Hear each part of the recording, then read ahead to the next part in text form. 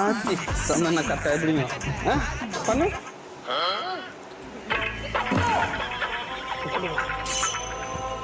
என்ன இது? கரெக்டா என்ன பாரு, போக்கஸா பார்க்கணும். ஆத்தி சொன்ன கரெக்டா.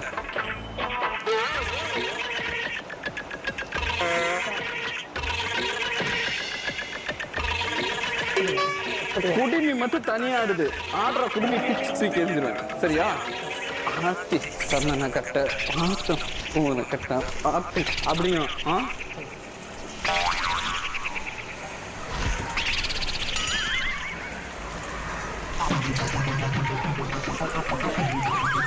கையில் ஒரு 90 தட்டு ஒரு சட்டியும் கொடுத்தோம்னா வச்சுக்குவேன், அப்படியே போவோம் கோயிலுக்கு.